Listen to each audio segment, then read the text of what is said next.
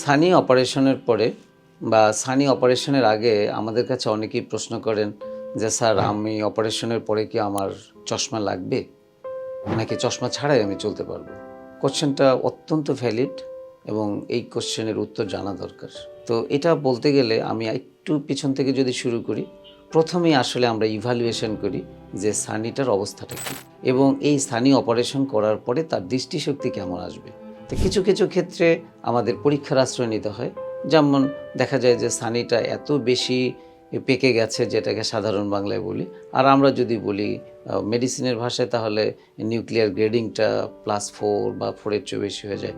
তখন আসলে চোখের পিছনে আমরা দেখতে পাই না, যেটাকে আমরা ডাইরেক্ট অর ইনডাইরেক্ট অপথলমোস্কোপি করে আমরা যেটা দেখার চেষ্টা করি, রেটিনাটাকে ভালো করে দেখা যায় না।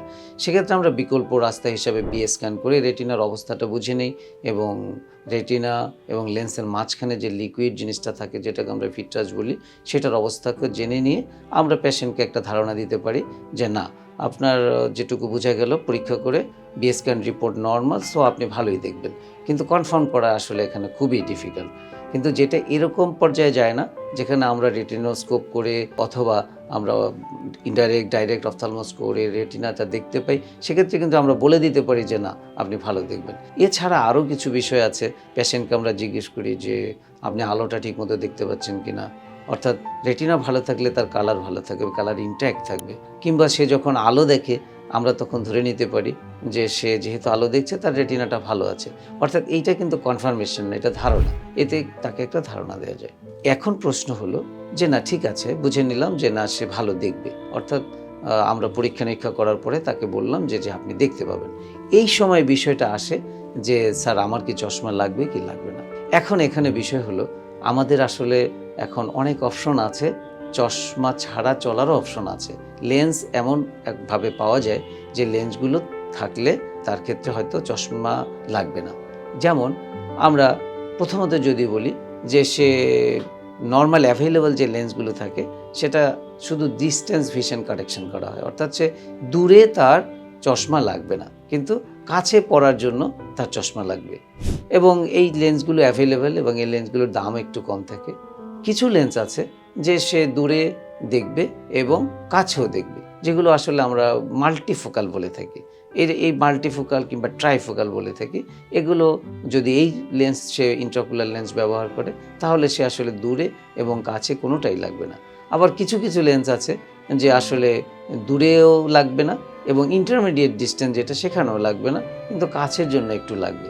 আসলে এটা ডিপেন্ড করে পেশেন্টের ডিজায়ারের উপরে, সত্যি কথা বলতে যে আর্থিক সঙ্গতির উপরে।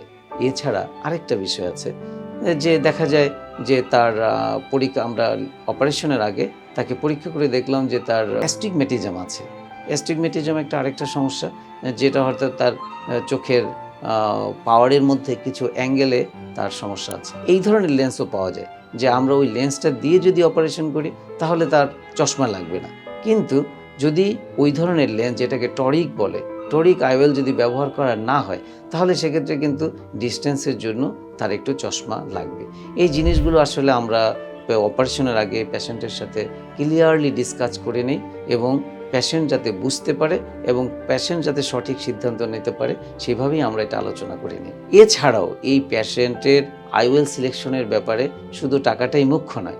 অনেক ক্ষেত্রে দেখা যায় যে চাইলেও প্রফেশনাল কারণে বা বিভিন্ন কারণে তাকে আমরা সব ধরনের লেন্স দিতে পারি না। সুতরাং এটা আসলে ভেরি করে, সে কিভাবে দেখবে বা কোন লেন্স দিয়ে দেখবে, সেটা পেশেন্টের সাথে সরাসরি পরীক্ষা করে এবং কথা আলোচনার মাধ্যমেই এই সিদ্ধান্তটা নেওয়া হয়।